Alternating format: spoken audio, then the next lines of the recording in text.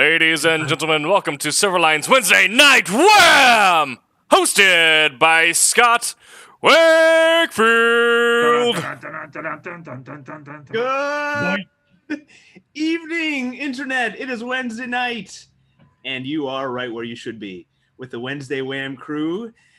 Joining us from Hawaii, we got Rory back from, not back, joining us while on vacation. He's gonna dance for us. He's learning how to do the hula. We got a good lineup of people tonight. Thank you, everybody that's here for the show, and all of you out there, thank you for joining us.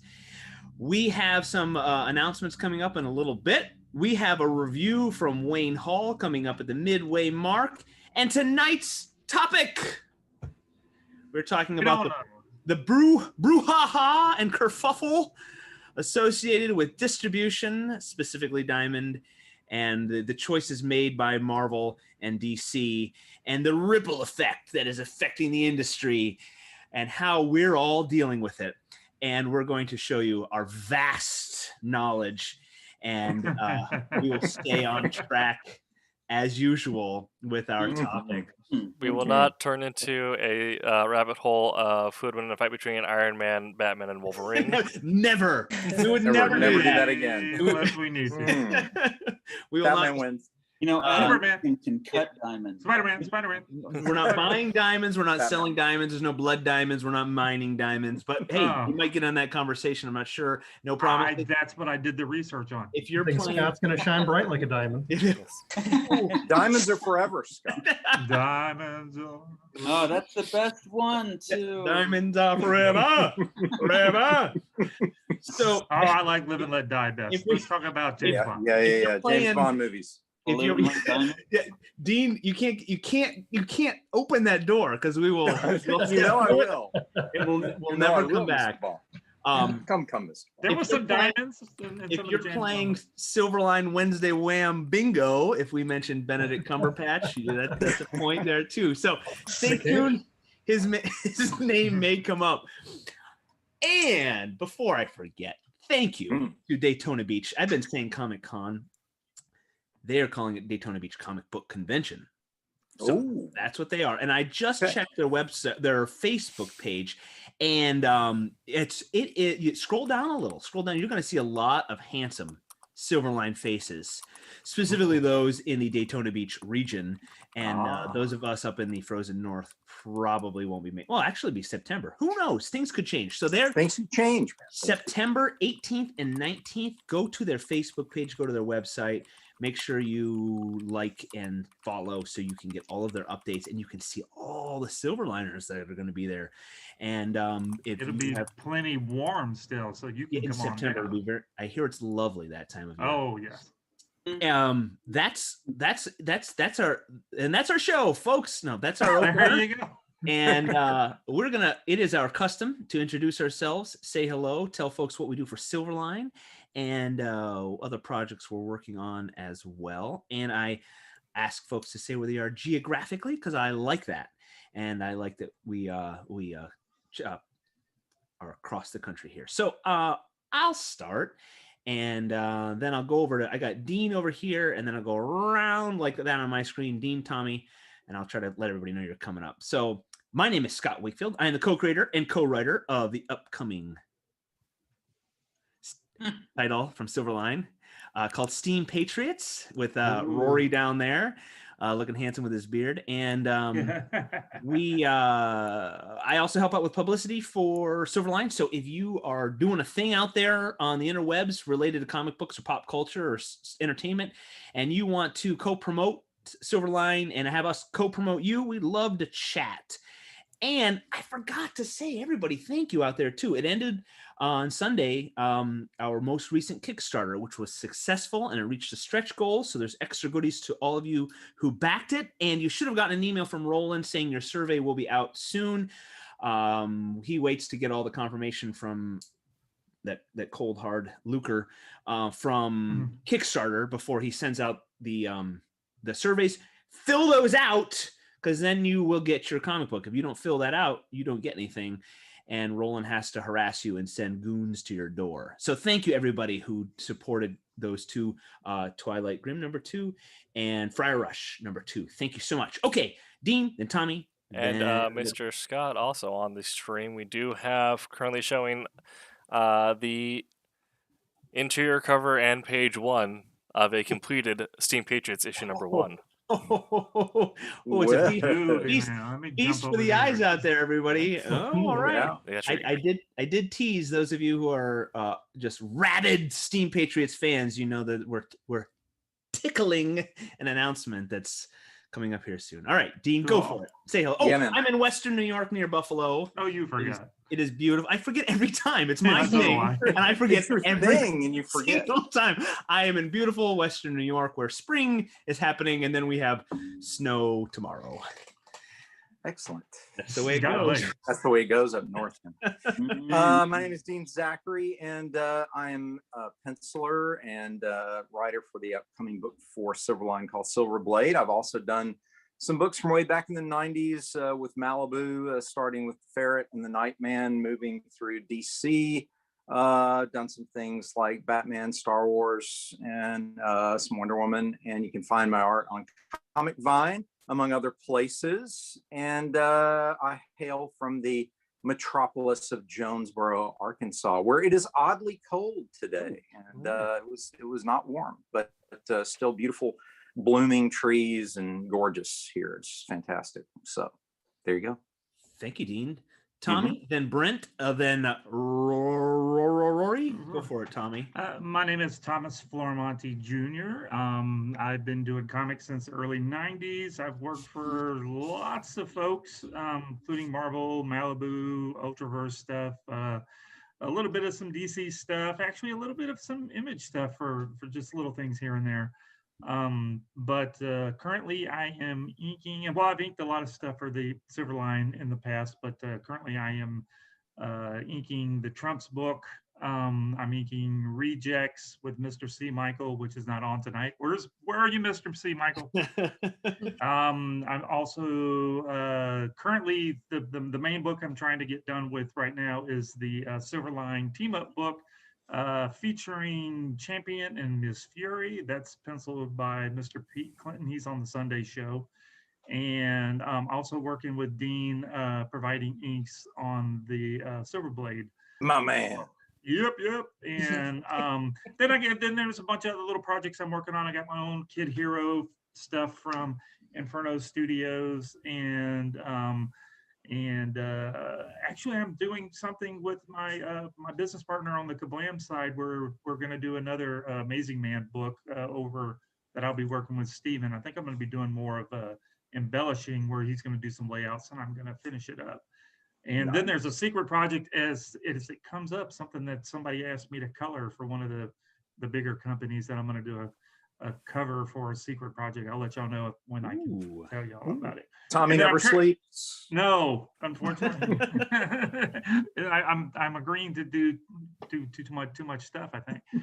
But I'm also the co-owner of the #1 comic book printing company of the world. WHAM digital printing, that we print pretty much all of the Silverline stuff. That's it. Now I'm going to bed. Good night, Tommy. Oh, and also I have moved to Hawaii with. No, I'm in. Turn your camera around. Orlando. Rory right there. Yeah, Rory's right. Hey, ready? Here. You want some water? No, I'm in Orlando also, right down the road from Roland, our leader in charge, and Mr. Brent over there, and Miss Haley is not too far from us too. All right. Now I'm done. Now shut up. All right. Okay. All All right. Thank you, Tommy. Brent, then we'll have Rory follow him. Say hello, Brent. Hello, Brent. Thank you. I am the. State your name. Oh. I'm the writer and creator of the Silverline comic book Kalis, which has actually just about completed its art run for issue 4. So that coming up. And also, I am the writer and creator of the another Silverline book called Cape Town, which is upcoming. and looking forward to giving you updates on that as they happen. I'm in Orlando, Florida. It is raining really hard outside my window, so it's probably not that Let me way go look. anywhere else. He doesn't believe you. I don't believe you, Brent. It's Orlando. It probably is that. raining, you know. I just by the looked end out of the window. It's not raining. It's- What are you talking about? When I live in Orlando, that's my favorite thing. Is to be one block you have a tsunami, and then 5 blocks down it's Mhm. 80 clear. Laying Yeah. out, getting sunburned. Yeah. Yes. All right, Rory, go for it, and then we'll have Tim, and then Haley can wrap up. Aloha from beautiful Hawaii. You gonna dance for us? What's that? You gonna dance for us? No more dancing. Okay, No. enough. Okay, white guys can do that, but Right. that's it. Don't give Rory any ideas. Okay, Oh, Rory, I got ideas. stay on He's track. got ideas. Do- Keep it professional. We missed the professionalism discussion last week. Oh, shucks. Oh, that's right. Clearly, you didn't watch the show. You're gonna have to come up with your stuff I from caught the Big cliff Missed notes. Out. I didn't make it. Aloha from beautiful Hawaii. I'll be back in Ohio quite soon. I'm the co-creator of Steam Patriots along with our illustrious Scott Wakefield, and I'm only hanging around till I hear the big news, and then I'm bouncing to go to the beach. Oh man. Oh, Maybe man. like a volcano or something. I, think don't know. we'll- That was something crazy. cold. Jump in a volcano. I Yeah. think we'll announce the big news at We need to 5 verify. minutes before we're done. All right, Yeah. 10:55 Eastern. We'll all hear. Rory actually doesn't know the big news. He's going to be surprised when he finds out. All right, Tim. I am Tim TK. I'm the associate editor at Silverline, the producer / seducer of the Wednesday Night Show, writer and creator of Wolf Hunter, which I believe issue 1 is all illustrated and arted, and I've sent off the last revision of dialogue to Roland, where I believe Mike Oh. Belker will be doing lettering. And Excellent. That's great. issue 2 is, I believe, ready if going to illustrators if it's not already. Oh my goodness. So that is There's going exciting. to be so many books that are all going to finish at the same So much. time. And I also Oh, yeah. stream on Twitch, which I do before the show every day, where you can watch me swear at Shao Kahn as I did today playing Mortal Kombat 11. Did you say a dirty word? I said a Swear. lot of dirty words. Oh, goodness. no. That's Oh, Say it your ain't so. I am so disappointed. Roy's been in my streams. He knows how bad it gets. And I'm in sunny Oregon, where it had reached 70 today and stayed as such. All right. Yeah. Nice. Very nice. Very nice. All right, Haley, go for Alright, it.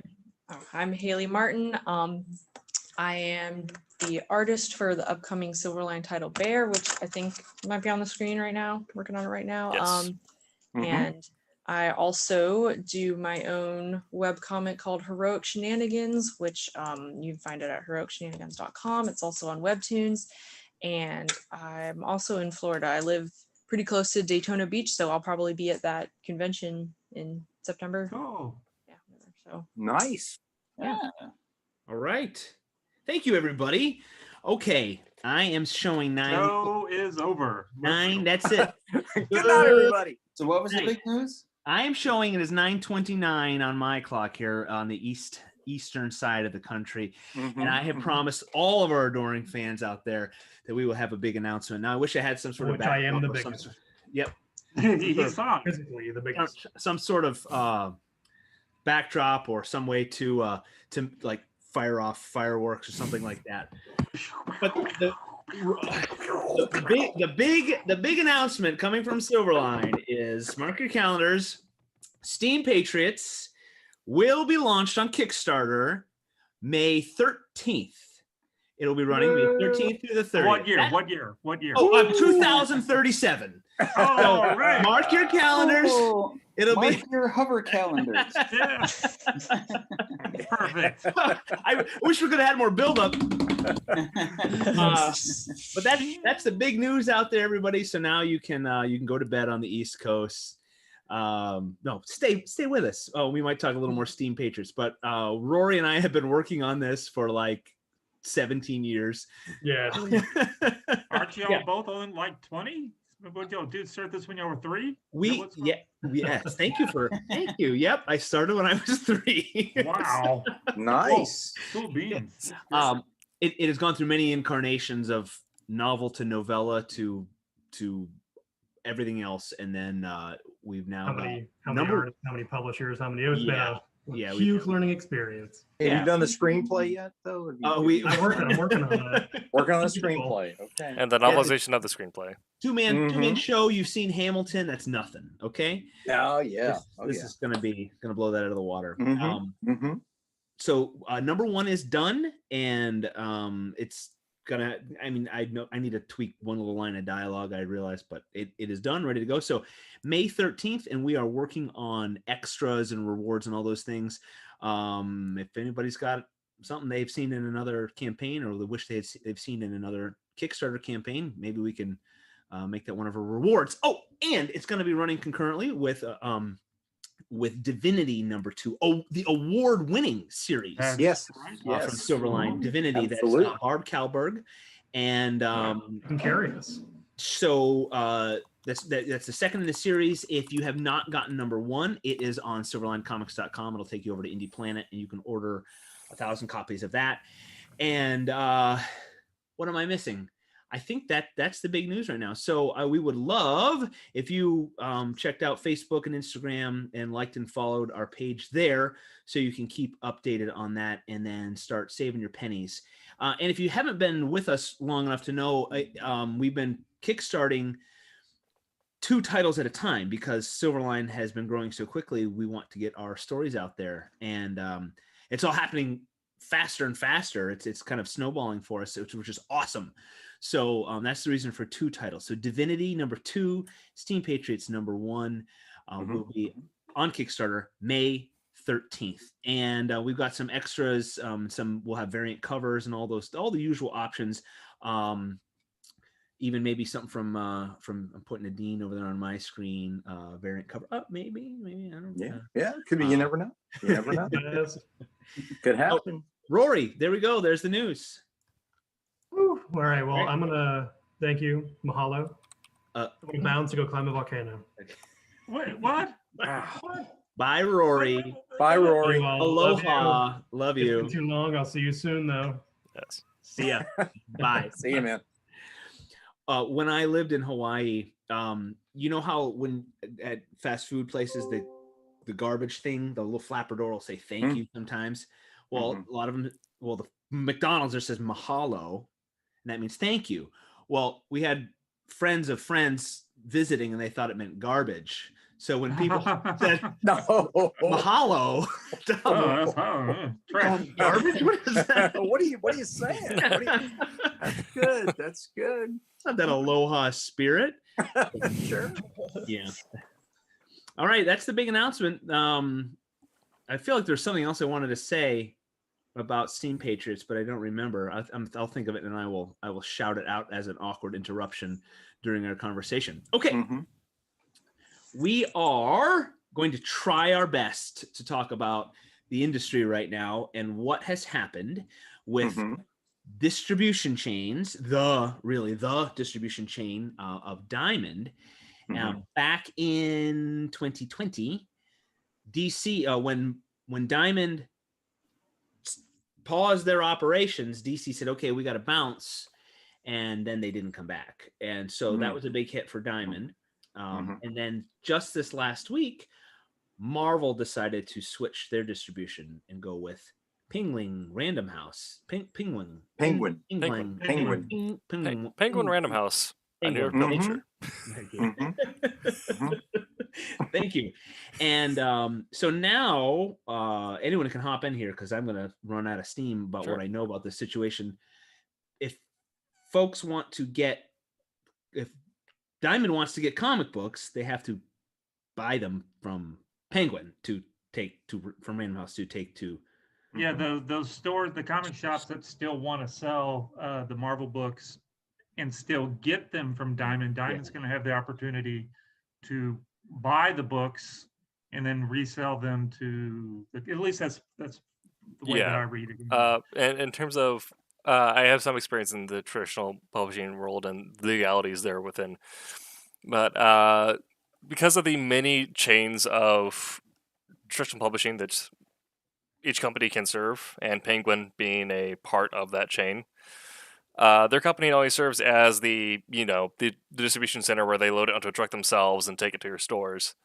But they also serve as a general warehouser. So companies set up next to diamond distribution centers, there are shops that will actually just send their own runners over to the Penguin warehouse, grab their supplies. So a lot of bookshops will have small trucks they do that themselves if they live next to a Penguin warehouse.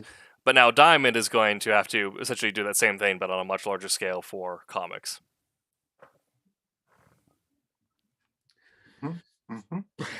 So, what does that? So what does that mean? What does that mean? What does that mean for? If I can jump in here, it has been said and bandied about by those in the know and those even who aren't in the know but think they are, that this opens a door for independent comic publishers to then have more access to the previously more elitist Diamond, who were, shall we say, a bit more coy when it came to carrying anyone who wasn't Marvel or DC. You had to kind of, beg on your knees at their doorstep, and they would maybe throw out some crumbs if they felt charitable. But now they're in a different situation. And the rumor is that they will be more open to independent publishers. What are you guys' thoughts on that? The only thing I could think of, I mean, that would be great if that was to happen. But the only thing I can think of, if the comic shops, are living off their Marvel and DC sales, and then maybe buying a couple of independent books here and there. I'm not talking about Dynamite and all of those. I'm talking about the smaller guys like us, buying our stuff. If they're not able to get their Marvel and DC books because they can't get accounts with Penguin, Random House, are they going to just go out of business? Is that that's kind of what I'm worried about a little bit. It's like some of these shops just may not be able to stick around because they're not going to be able to get, if they don't continue getting the books through Diamond and they try to get them through Random House, are they all of a sudden they're not going to have their Marvel books? Are they going to be able to stick around some of these shops if they can't get their books? That's kind of, I think, well, what I'm thinking. A lot of shops are going to have to at least adjust how they handle their ordering, because everyone from Marvel to now Penguin to Diamond to the shop, they want to sell comics. That's their point. So I think Penguin's probably going to figure out a comic store account would be separate from your traditional.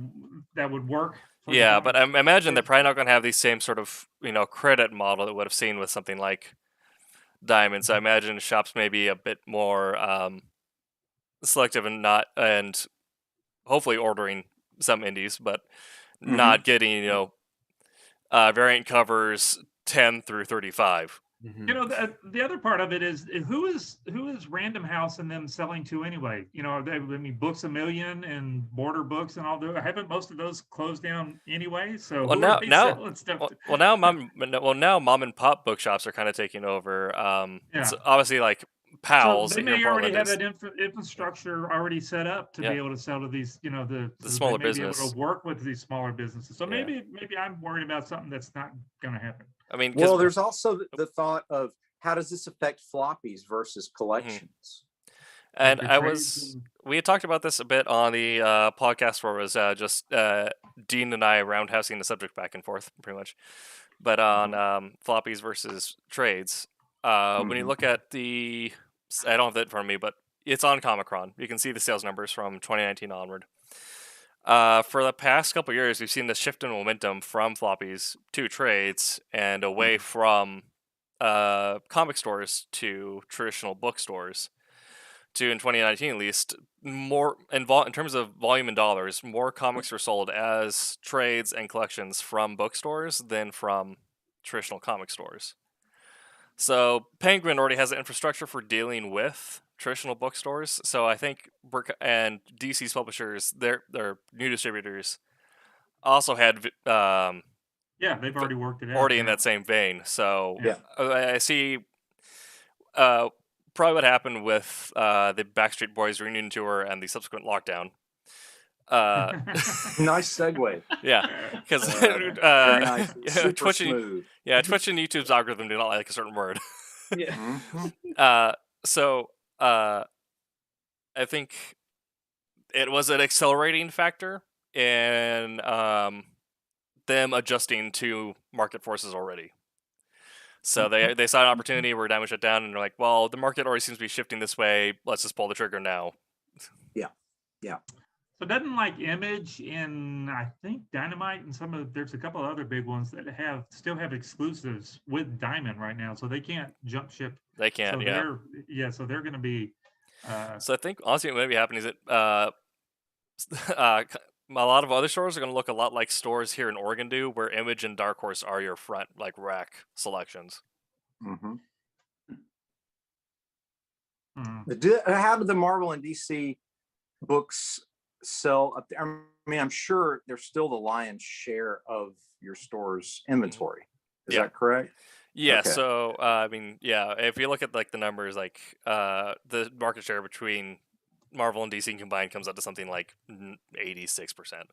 Sure. But so a lot of stores still do stock a lot of them, but because it may just be the Oregonian culture, but we're very local centric. We get over a kombucha from a guy down the street.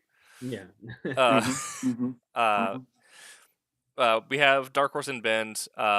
Image, of course, kind of blew up in Portland. And there's also a couple other ones. Oni is also big here, and so they seem to dedicate a lot more rack space at the front of the store, at least, to them, even if they keep more inventory in back of Marvel and DC.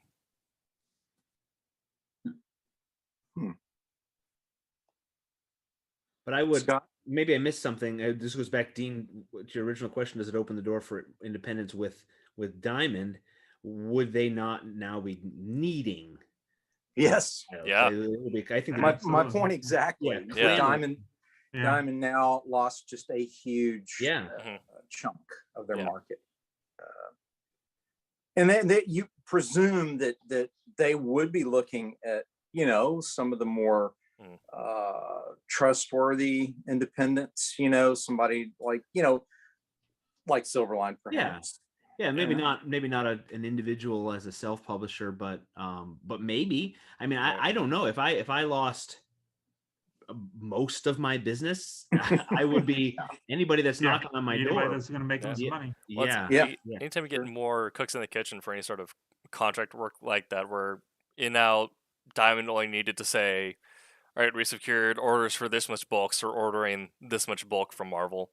Now, Penguin is already getting that bulk in. Is like, okay, now you need to do this much in order for us to let it go to you.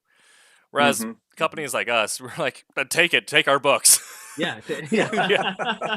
Yeah. Yeah. And really, if we're getting any of them any more than what we already are, it's a help to us. It's not like, and Yes. we're not in any small guy is not in a position to really just like haggle over wholesale deals and all this. No, we're happy to get the name out there. Yeah, right. Yes. Our And distribution Diamond chain now, is Tom and his bicycle. right? now Diamond is now it's tilted more in the favor of folks like us who will now get attention, whereas before there was no need to spend time and effort on the small guys. So Do y'all think that Diamond's going to start figuring out a way to do free shipping, free freight? Because Random House is going to be doing, free shipping to the stores. So you think they're going to have to cover their costs somehow. Yeah. So yeah, I don't know. I think just, in the end, it's good for independence all around. Any kind of monopoly being fractured like that, whether naturally or artificially, but by the market forces. But the competition is good right now. this is the best time to be doing comics. And I know I've said that before, but it really is. And when things like this happen, to me, it's just another harbinger for, good things to come for independence. I mean, even if you just look at what's going to happen now in the relationship. Well, we had talked about this a bit before the show, but Diamond was a monopoly by de facto, not necessarily by intention. For the longest time, no other company could really get the market share that Diamond had. So, a couple times they got sued, Diamond said, "Well, no one else is doing what we can do or has the setup to do what we can do. So, if they want to try, they're welcome to." Or wanted to. Yeah. Mm-hmm. So now that DC has essentially forced their distributors into the comic scene, and Marvel has forced Penguin Random House into being a comic distributor, essentially. The market is being split up into three major players, and so that at least is going to force Diamond to then come up with counteroffers, like Tommy was saying, maybe free shipping or create some other way of creating a more enticing contract for companies going forward. Well, I still think they're going to be able to get their books through Diamond, right? Because that was part of the deal. Diamond's going to be able to order books, the Marvel books, and resell them. So, is you think there's going to be much of a change, or is there going to be a delay in what the comic store getting the books because they got to be shipped? I think what will happen is we have a so we have our nerd store here in Salem. But they, like I said before, you don't get floppies there. You get your collections and your trades, or you get tabletop games. If you want to get a wide selection of comics, you actually have to go to the mom and pop bookstore. Mm-hmm. And so because the whole thing, but they in addition to ordering through Penguin and every other distributor in the Northwest, they also had to order through Diamond in order to get their comic selection now. So now, if I'm that bookstore, I'm just like, I can just get everything. I can just add it to my Penguin order. Great. Yeah. So I think Diamond may be looking at trying to rebalance that, since they might be losing business on that end as well. So that might be where they. So that leverage from small businesses may kind of add to the pressure that Diamond is looking at in terms of creating a contract to have publishers go straight to them instead of through another distributor or warehouser. What do you guys think about Kickstarter numbers affecting and influencing both retailers and distributors? Like, is it a positive influence or negative influence to have a Kickstarter that does very, very well? I think it's kind of a positive, because before that, you just have the company saying, "All right, this is our big event. All the numbers are going here." But everyone's like, "Well, we wanted to read this other thing by this one dude." Like, all the numbers are going here. This is our big event. So now when you have, with Keanu Reeves' Berserker book, just blowing numbers out of the water, and everyone's like, "All right, I guess we're going here now." The comic consumer has forced the industry to look at this other product, and now, because of the success of this, they're also getting adaptations and stuff already in the works, because a bunch of people said they're super interested in this comic. That wouldn't have really got the time of day if the industry was where it was 10 years ago, I would think.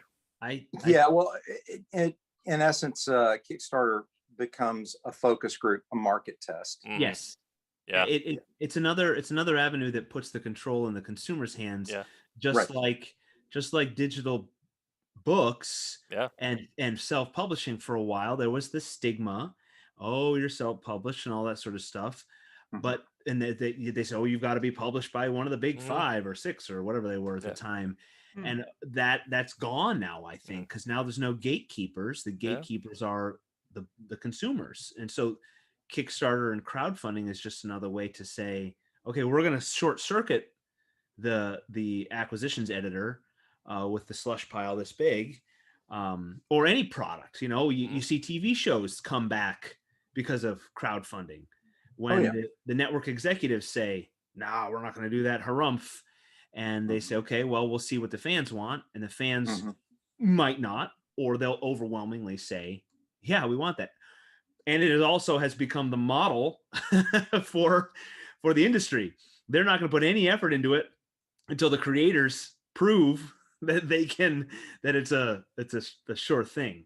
And Oh, you just set that up for me to talk about Zack Snyder's Justice League, right? So, I mean, think about how that actually unfolded, right? Like the original cut is what, 2017, and here we are, 4 years later, and there's a 4-hour cut. Yeah. And everybody at Warner's like, harumph, whatever, right. Get over it. It's done. Leave it alone.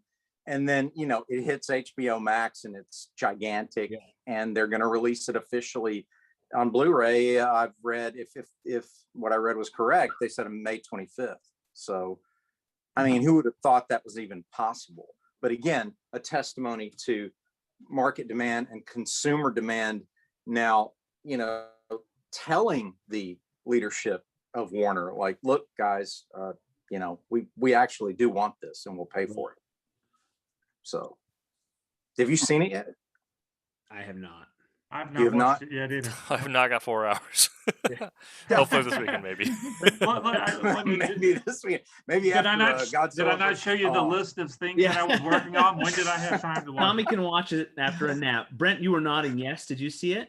I've seen it twice. And Oh boy. I don't know how I pulled that off. Actually, the second time I saw it with some friends. You were taking notes the second time. Yeah, that must have been it. I saw it with friends the first time, and the second time my wife was like, I don't feel so good. Let's just watch something brainless. And I'm like, oh, I know something brainless. Yeah. Superman. But you know what? I sound like I'm criticizing it, but it was vastly superior to the 2017 one. Which Absolutely. Yes, it was. I don't think I'm overstating this, guys. I mean, it's long, right? But so is Peter Jackson's Lord of the Rings trilogy, right? And in many ways, and Brent, correct me if I'm wrong here, but in many ways, that's a really good parallel to this. It's very Lord of the Rings meets superheroes. Did you get that vibe off of it? Yeah.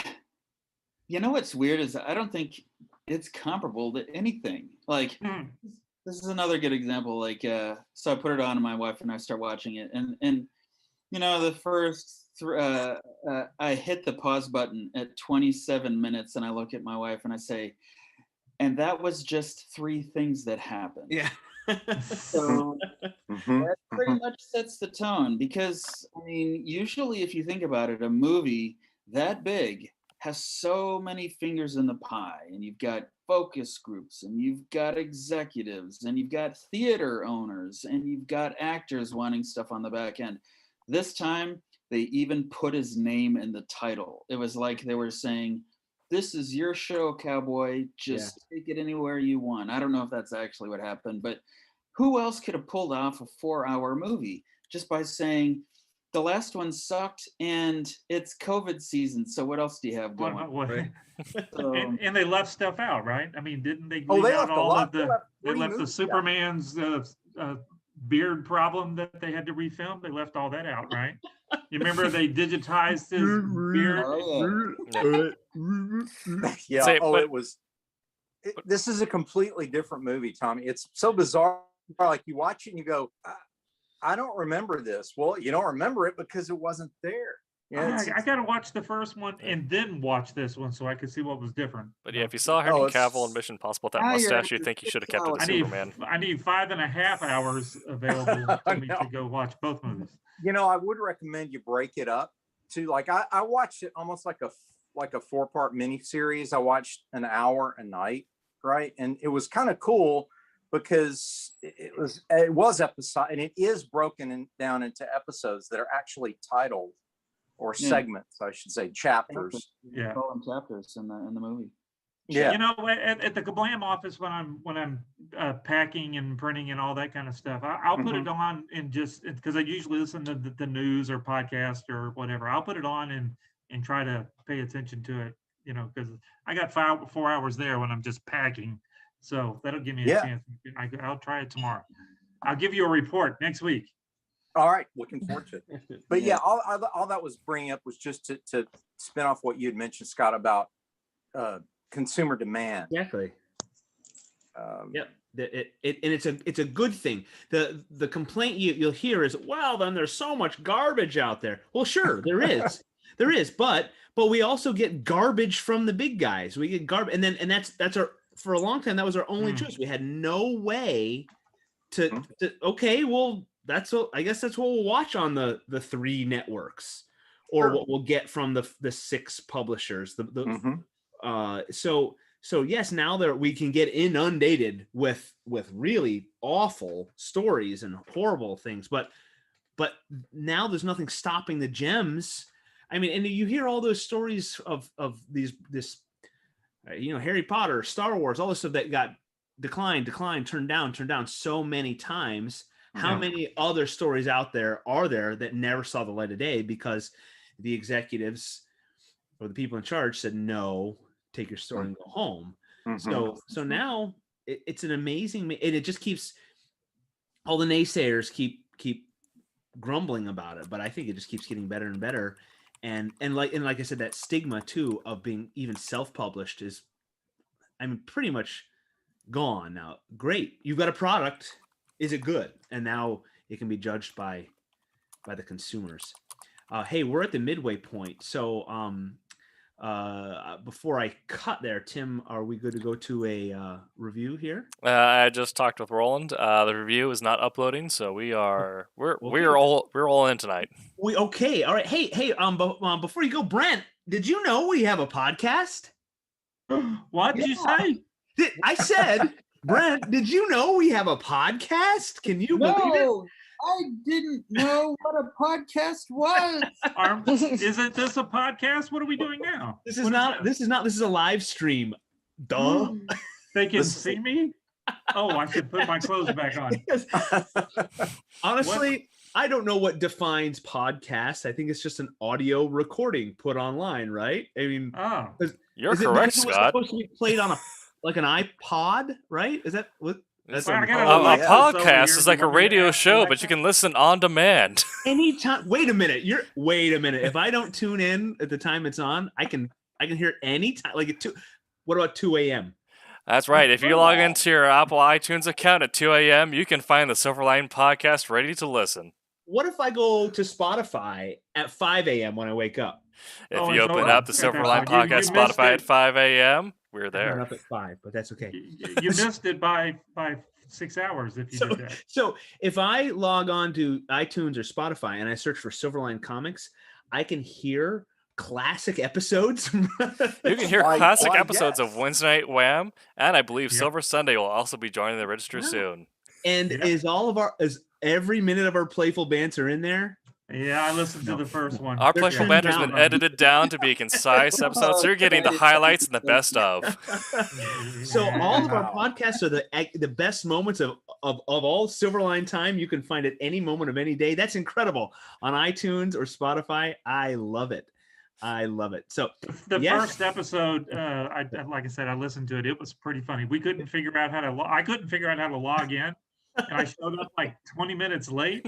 All right. Yeah, it was terrible, and Brent's couldn't talk. They were like, "We can't hear you." And Brent was apparently you were trying to say something, and you got to go back and listen to it. Yeah, it took you forever before we could hear you talk. We were so young. It was so fun. The professionalism, just really, really up front here. Well, at least you were on there. I couldn't even figure out how to log in. So, yeah. Folks, we have a Roland and some other folks. I think Curtis is helping him. If I miss you, forgive me. We've been putting together podcasts, and they are available on iTunes and Spotify. So you can hear our shows trimmed down for conciseness, for brevity. The soul of wit. All the good stuff. Let's leave it. And good stuff. Since we're not cutting to a review, I'll give our We're Back talk. Thank you to Daytona Beach Comic Convention for sponsoring Silverline Comics' live shows here. And Brent, if you got to go, you're not allowed. I got to ask you before you leave, though. I know you get up early. What are you doing so early in the morning? None of my business? Just say that and I'll drop it. It's time for me to write. basically. Oh, that's good. That's good. Oh, That's good, man. You're a That's writer awesome. who actually writes. I know. Give me a break. For the longest time, I was a writer that did not write, and I knew that I was nothing. Yes. So all the people who want to write and can't find the time yet, I am so That's your time. I got it. That sounds sorry. great. I have lived that for the longest time, and yeah, finally, I just figured, 5 a.m. is a really good time to So, write. yeah, it's taken me a year to ask you why did you got to leave so early? Why are you a lunatic? Yeah, Yes. it's like- We support that. Good man. Get up, Yeah. right? Be productive. Thank you. Get those stories out I there. was waiting for all of your affirmation before I actually. Bravo. And let everyone, Brent is our example. I'm swinging by your house at 5. If you're not writing, I'm gonna go. You better stay on. Looking in the windows. I actually have my full permission, Oh. except for looking in the window. Just make sure you know which window you're looking I'll at. bring you some donuts or something. Something- Donuts and coffee. Oh, you don't need donuts and coffee. That's Actually, coffee's the main reason I'm able to do the whole thing. right. All right, guys. All right, Brent. Be good. Thank Be you. good. Thank you. I'll see See you. you, Brent.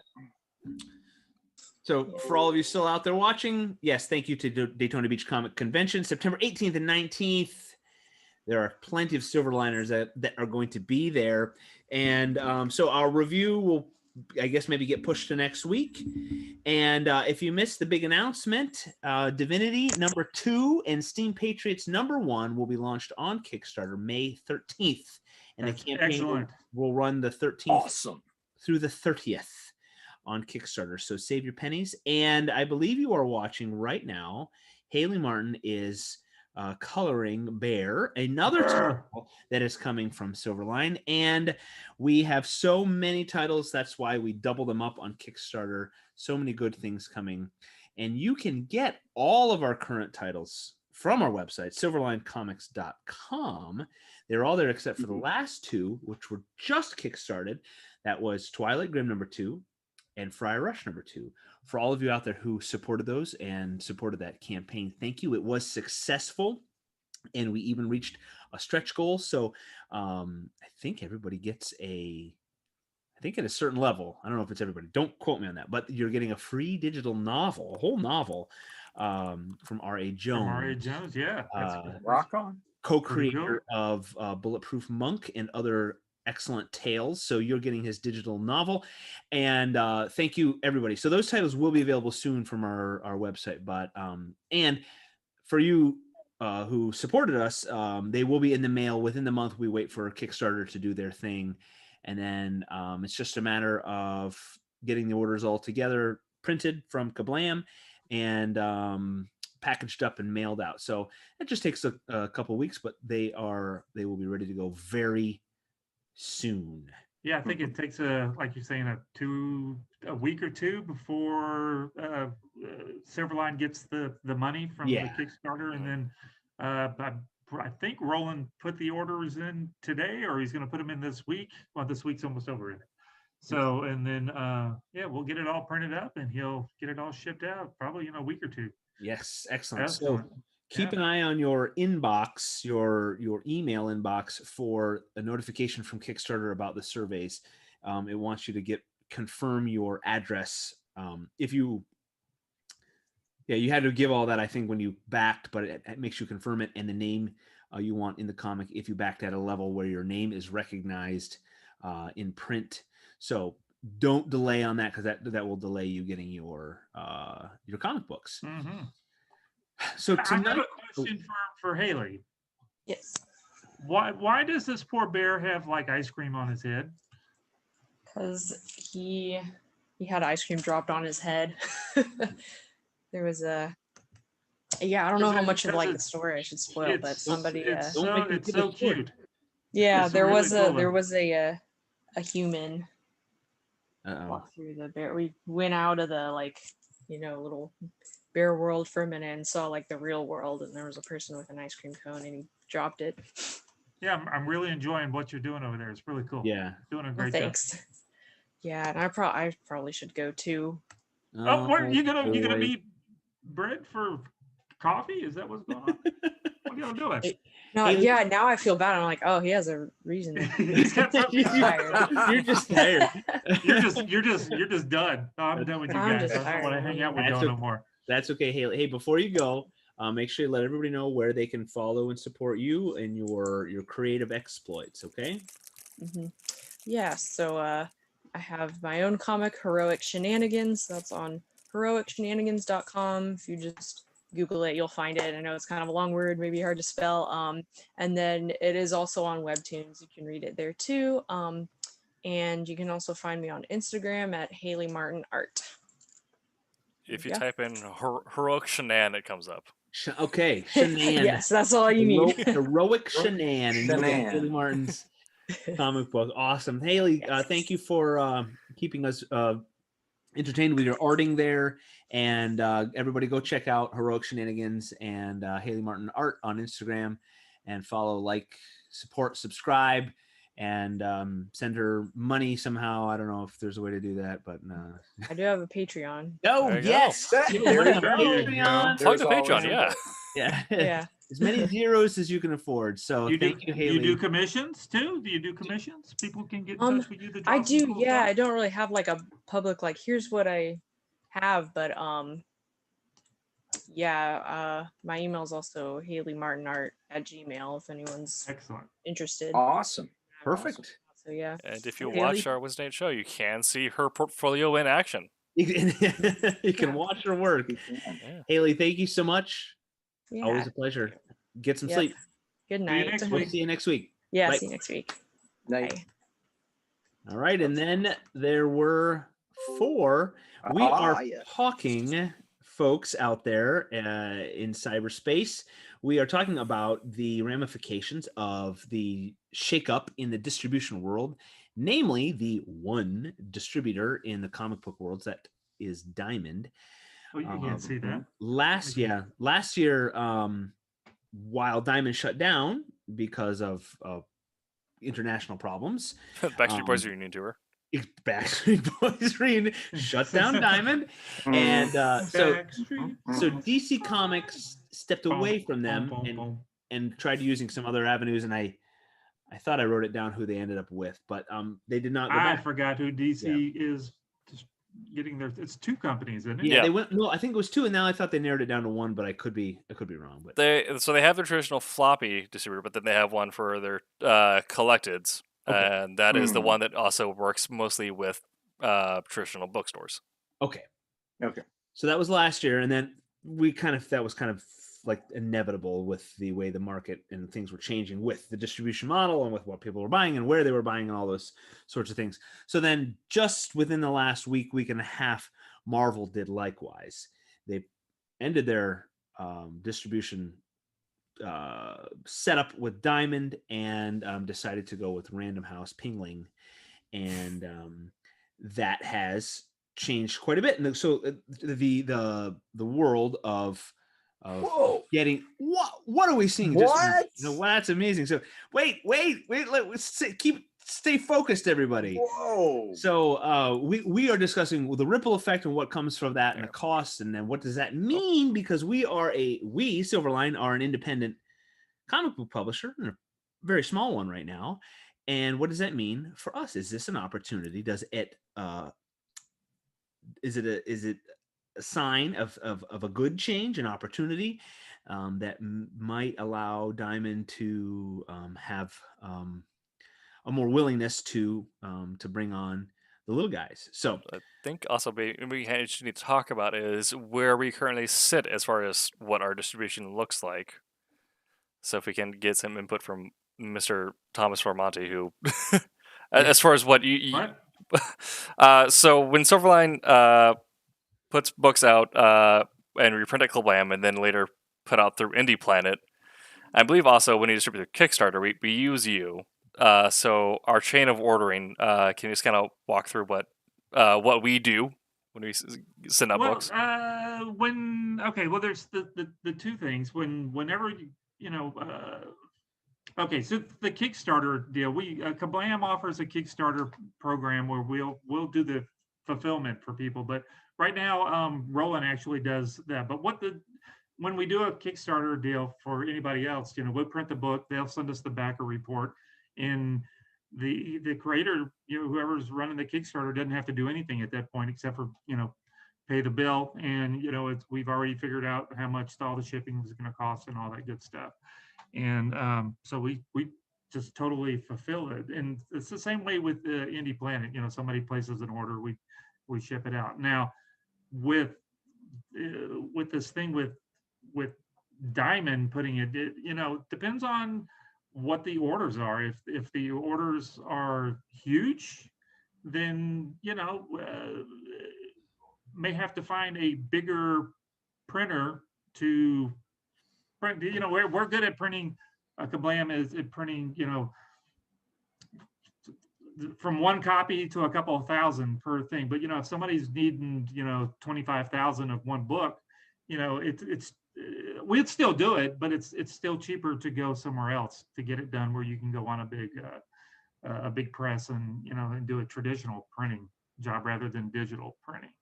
I'm not really sure if that answered anything what you were asking, but I'm just gonna because Scott was looking at what opportunities might open up for indies with Diamond opening up. So Kablam, of course, being the gold standard of indie printing. Mm-hmm. What would our transition look like? We're just kind of lay some groundwork for our conversation. I think it would be the same. I don't think we'd be.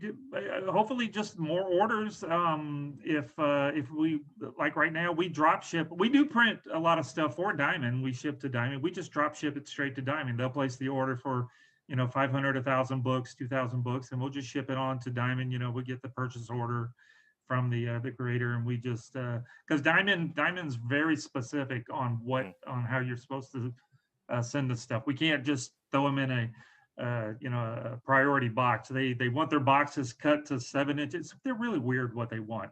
I guess their warehouse is set up a certain way where the boxes have to fit in the corners. So I don't know what they're doing over there, but they have to be a certain size and all that kind of stuff. But we do drop ship stuff to whoever, including Diamond. We ship a lot of stuff to Diamond. Actually, we shipped 2 different orders to Diamond this week.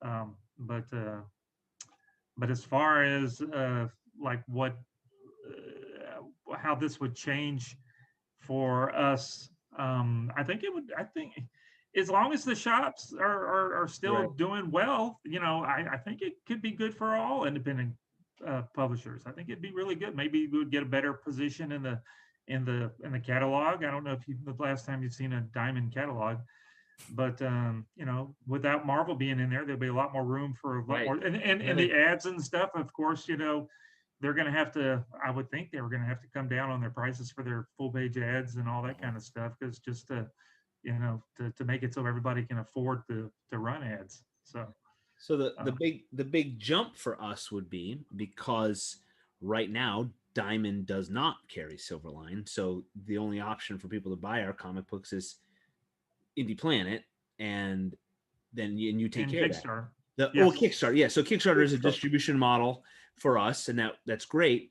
But what we would want, correct me if I'm wrong, is we would want to work a contract with Diamond that we do have a handful of shops that order them as well, which is awesome. Yeah. But we would now, if we got Diamond taking them to 1,000 comic book stores. Are there 1,000 comic book stores?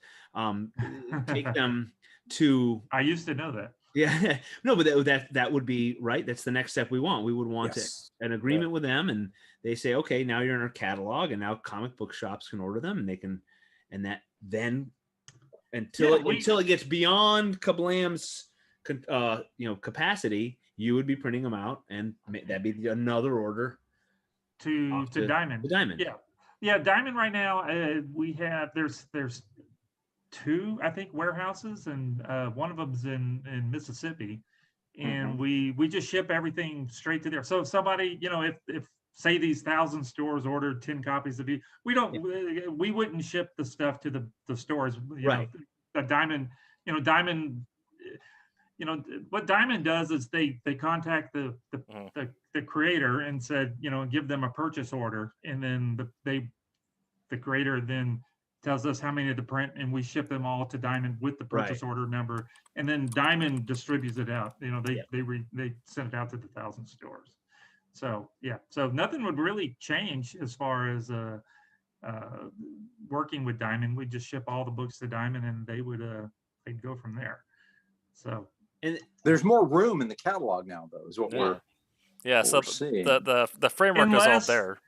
Unless Diamond works out a deal where they're just buying all the stuff, you know, buying the books straight from Marvel, and they still got to run the books in the Diamond catalog, right? Would that how you think it would work that way? What do you think it would look like if Diamond is going to still carry their books, but they are, but now they have to buy them through Penguin. So yes, but they still have to let the comic shop people order the books. Yeah. So they still have to tell them, you know, there still has to be a way for them to order. So would the Diamond catalog even change? I don't know. I guess we're going to find out shortly. We'll have to see if there's like additional stipulations where if Penguin says Diamond has to get so much bulk or has to do it so much, then that's going to get added onto the shop. Or if you're a shop and you only got 10 issues in of Comic X, like, well, now you need to get 20 in order for us to consider this shop. Right. Like, you know, they may up the minimums and that kind of thing, you know, instead of if I remember right, when I was doing my own stuff selling through Diamond, shoot, I remember, I think it was 5 copies, 10 copies, 20 copies maybe per store that they had to place a minimum. That's why wouldn't sell a whole lot of books, because, you know, the shop's not going to order a whole lot of your stuff. So they don't, you know, 3 or 4 people might want your book, and then they have to order 10, and, you know, comic shops are going, I don't want all those zomboys sitting around, you know, that kind of thing. So, what we would assume is that the top sellers in the Marvel stable would probably remain. Yeah. But then as you got to the lower sellers, you know, if the extra costs of buying through Penguin get prohibitive to order, you know, She-Hulk or something like that, you know, then they might say, well, let's try some different titles here. Let's try something else. Yeah. We don't have to, you know, buy in here, you know, I think there is going to be room. I don't think it's going to look exactly the same. I really don't. I think that's why they did it. I think that's why PRH did it. I thought it was weird that you know, well, I don't think it's weird that they did it. I mean, I'm sure it's a Disney thing, right? You know, Disney was like, you know, why are we going through Diamond when they realize Diamond doesn't do that great of a job? You know, let's go with a real, you know, distribution system. But then you keep reading through some of the articles, and then you read the part where they go, but Diamond could still order the books through them and still sell them, and you're like, well, why would they do that? That just doesn't make a whole lot of. I don't know. I guess we're gonna as the dust settles. If I can speak properly. What I don't understand is if I was a comic book shop and I had the option, because would not there be a markup from Diamond? You would think there would have to be. Yeah. There'd have to be. Yeah, either markup or increased bulk or something like that. Right. Yeah. Plus, they're going to have to pay the postage because, like you know, the shop has to pay the shipping costs from the freight Diamond. Now. Yeah. But I mean, if you order it through Random House, supposedly the freight is free. Why would you add that extra step with the extra cost? Unless I think if you can't get an account. I think that's exactly why kind of Marvel did it, as the idea of first chain, second chain when you're doing logistics is you have your primary chain, which is your preferred route of business, but for those who you cannot attach to. That is why you know you have some for a long time some states could not get Amazon Prime shipping. They had to go through second chain logistics until they could build a warehouse there. Yeah. And so, but with how widespread Penguin already is, I think most states will be able to fit into first state. Will be these different stores that until Penguin figures out if they're going to do a separate style of like comic store account as opposed to their brick and mortar bookstore account. until Amazon buys them. Until Amazon buys Yes. everything, and Yes. And Then we're all working for Amazon. and then Wow. Jeff Bezos installs the behavior chip in the back of your neck. Yep. And Right. we just upload the comic books to our brains, and Mhm. we're all part of the Borg collective. And Yes. it's all- Yeah, Then you we're don't all get just to packing things, but we have like comics playing in our minds, so we don't. Oh wow. Oh, we went there. I'm sure that's Coming soon to I Silverline. It is my custom to talk about Star Trek on every episode. Do you remember the episode with the game that was Yes. and they Yeah, and they had sure. to catch the.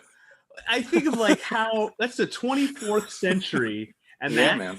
that's the game that they have. Ooh, where it catches a cone and it like yeah. releases an endorphin or whatever. Yeah. Mhm. Yeah, They have so- never played Fortnite. Right.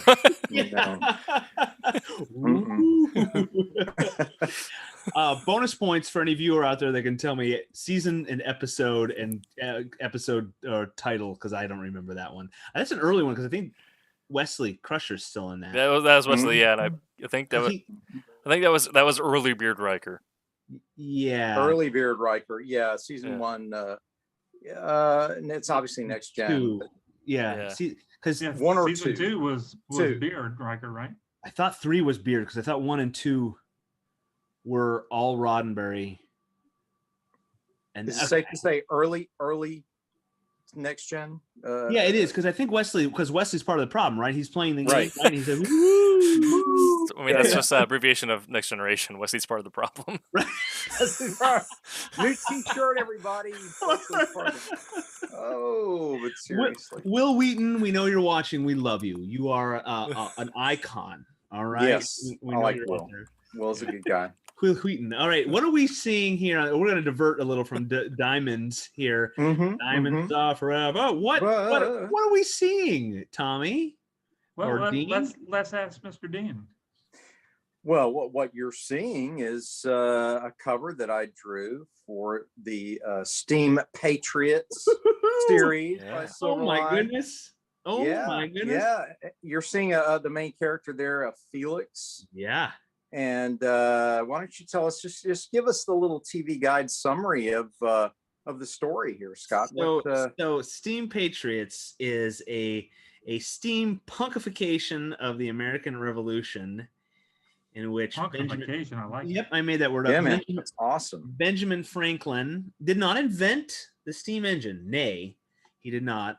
But he tweaked it with Benjamin Franklin powers, and now that steam power has become not ubiquitous, but it is an emerging technology in the late 1700s. So there are Franklin boilers and boiler carriages, and we're seeing here a little teaser. I don't want to give this away too much because I want people to just look at it and wonder what Dean got some marching orders from me, and he just blew him out of the water. I love it. It's so amazing.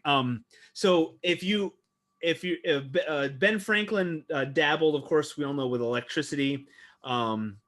So that might make an appearance sometime in the Steam Patriots world. But young Felix Ward is 15, so Dean has kind of superheroed him a little here.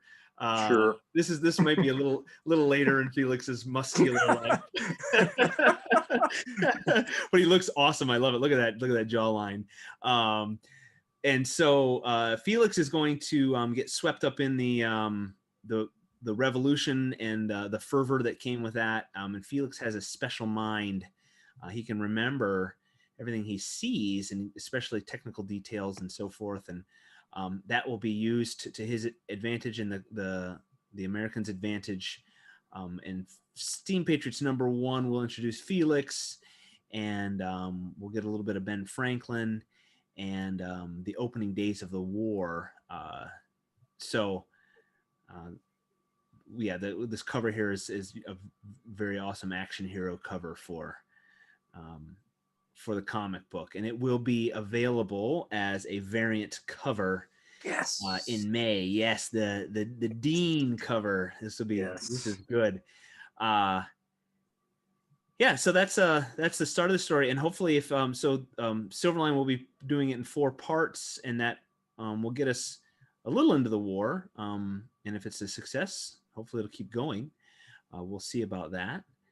And I tried to follow bits of actual history. What I tried to do was find lesser known bits of history or stuff that was just kind of like, we don't know what happened. And, I don't know, like Forrest Gump, seeing Watergate. I wanted to get those bits of history that were, I didn't want to take away from anyone's real heroics, any real actions that by a real person. So I wanted to use little unknowns, but I wanted to follow the actual course of the American Revolution as well.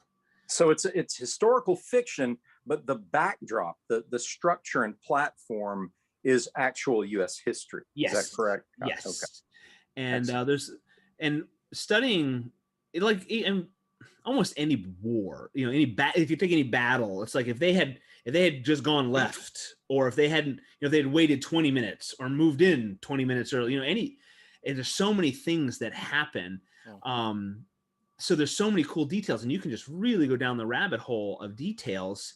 So what I tried to do, like I said, is I tried to find little things where, like, so for instance, in the opening days of the war, General Nathaniel Greene was ill. And that's it. That's like pretty much what history says about him at the very beginning. And then he went on to do awesome stuff later on, but like, okay, maybe I can use him. Maybe he really wasn't ill. Maybe he was doing something else. And so I wanted to use those sorts of things. Stuff. What's that? My sharing stuff. Let me see if I can get it back up. But there are so many cool details, so many things that like I didn't know about the revolution. And I wanted to highlight some of those lesser known facts, lesser known details. But things like I wanted to use Ben Franklin, but he went to France pretty early and was gone most of the time. So I didn't want to change that. So I came up with a way that he can interact with Felix the hero and then go do his thing. And I also didn't want Felix being like on a magic school bus going around from, he's in Massachusetts. And now he's in South Carolina. There's Paul Revere. Yeah, look, there he is. They're signing that declaration. Have him be it, everywhere. I wanted to make it make sense and have it just be from his point of view and what he did in the story. But also, like I said, I don't want him to take anything real from somebody. I don't want him to take any real action from somebody. But it also, I would love to open the door.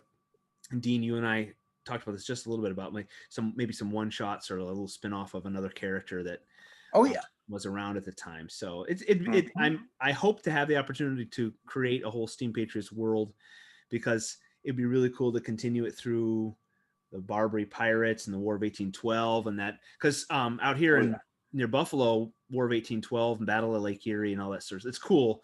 And it's like the War of 1812, nobody knows anything about. I mean, right. No one talks about that. So the war we officially lost, and it was to a regiment from Canada. Right. Yeah. Yep.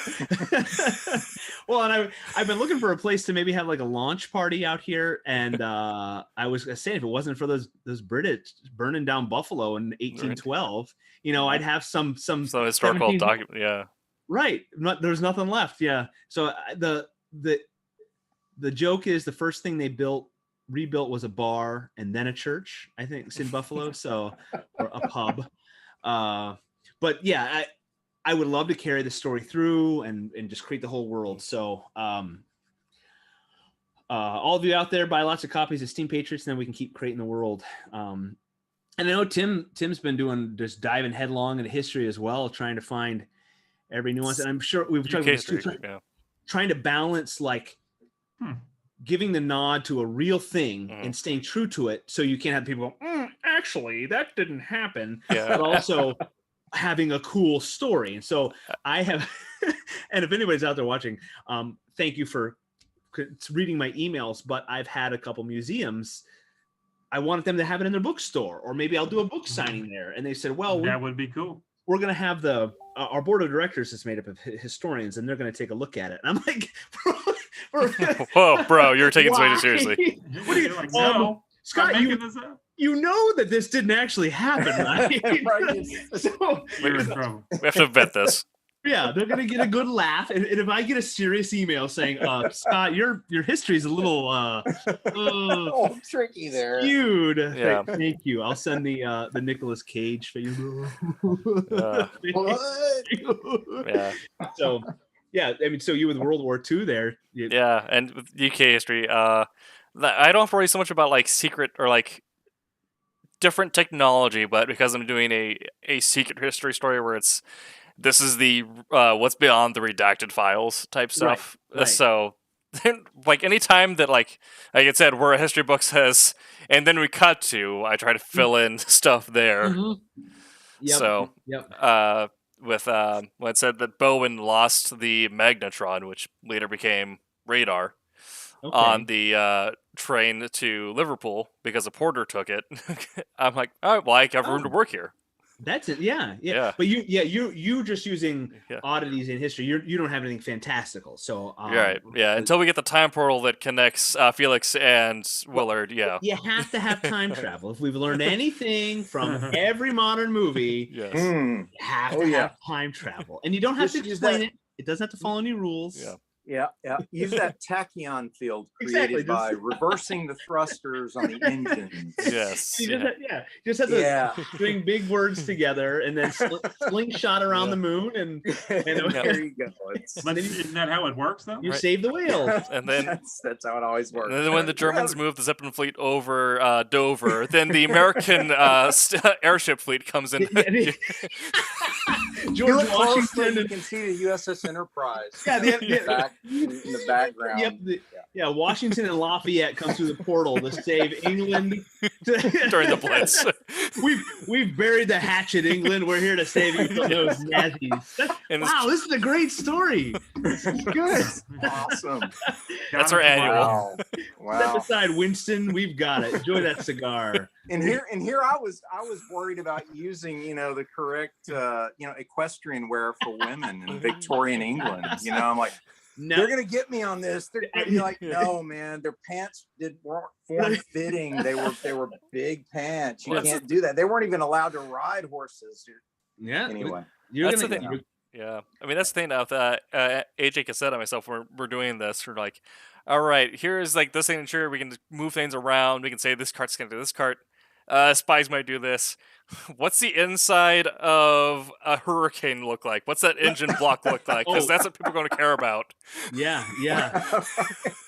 Right. You're right. They're gonna make actually the tachometer was below the altimeter side of the forward. It's like and there's no clock on the right. It's like, I have a disabled spy fighting another spy on top of a train. Yes. And this is what you're concerned about. It's one of my favorite lines. Gary Larson, creator of The Far Side. Indeed. Somebody wrote him. He has there's a panel where it's the mosquito coming home and he's taking his coat off, and I don't remember what the line is. It's funny, saying sucked a lot of blood or something like that. And someone wrote Gary Larson a letter and said, actually it's the female mosquito that, and he actually wrote back and said, you're right, but they also don't have houses or wear clothing or talk. So give me a break. Yeah. So yeah. Yes. Wow. I mean that's the thing. Like you have to there is some merit in making like small details correct, because then they buy into the big thing. We're like, but then also if someone if you miss the slightest thing, there's no forgiving it. Right, exactly. Well, that's why at some point you have to let that go and just say, look, these are primarily historical cues. Right. We're not writing history here. Right. This is, and there are always going to be people who nitpick, but you can't write for those people because honestly, guys, you're going to have to get on some kind of meds. If you try to write for the nitpickers, don't announcement to all the creators listening out. Don't write for the nitpickers. Right. Don't write for yourself. Write for what you think is cool, and chances are, other people. There's going to be somebody else out there. That's what Stan Lee said. He's like, I'm just going to write what I think is cool, and someone else has to like it. Yep. You know what made me feel better? Did I talk about watching James Bond on Amazon? Have I? Because you can actually no. Sorry, James Bond on Amazon. So when you watch it, it was on Amazon for a while, and they have that X-ray thing, and on your computer you put the mouse cursor over to the side, the arrow, and it will keep the X-ray, the background behind the scenes stuff scrolling. It's really cool. It's fun to watch that. Oh, cool. On James Bond. Yeah, that's kind of cool. Couldn't figure out how to do it on my TV because it would pause it. So, but on my computer, it would go through and it'd be like in this scene, and what made me feel good as a creator was seeing the hundreds and hundreds of gaffes and goof ups in the biggest movies of the 60s and 70s and these huge movies. And they'd be like, in this scene, if you notice, James Bond has shoes on, and then change the angle, he doesn't have shoes on, and then he does have shoes on, and I know this is because they did not expect high definition and they did not expect people to pause and rewind and watch, but like the number of shots that they just invert and reuse, like a helicopter going that way, helicopter going that way, going this way. It's the same shot. And you notice because James Bond's hair parts on this side and then parts on this side, and he's got a cigarette over here and a cigarette over here.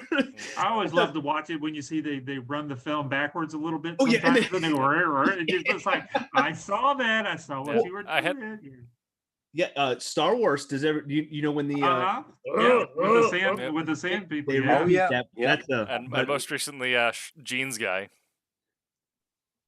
Yeah, see, in Mandalorian, there was a thing they had to cut because there was. That's right. When the door opened, there's a guy just in his shirt and jeans. Nice. The coffee cup, right? In Yep. And Game of Thrones. Game of Thrones yes. Coffee cup. Yes. Yep. Yeah. So when there are hundreds of millions of dollars and thousands of people working on projects, it makes me feel okay to have the occasional goof up. Yep. Where I don't know that George Washington preferred to stir his tea clockwise and not anti-clockwise. You didn't know that? Don't actually. Yeah. Like you can't work for burgers. So if you don't know it, don't worry about it. But if you do find something that is very niche and you think is cool and like, I can write with this, put it in for yourself if you think it's fun. Yeah. Oh yeah.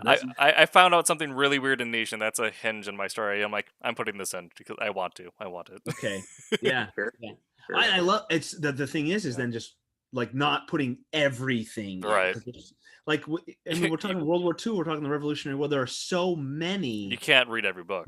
Right. Yeah. Oh yeah. I've got a mountain. My goodness. And I'm using most. My biggest resource has been David McCullough's 1776 so far. And because I just needed a timeline, and then I had to just throw almost everything away and just go with, okay, this date, this date, this date, this date. And then I have to make everything else up because I can't use it all. There's so much material. And it is funny too, in the wars of old, it's like June, July, August, September, October, November, December, they didn't do anything. January, February, March, April, the war starts again. Like, the war starts up. It's cold. Was the thing that like Hamilton said in the artillery batteries outside New York is like, we just froze for 3 months. Right. Yeah.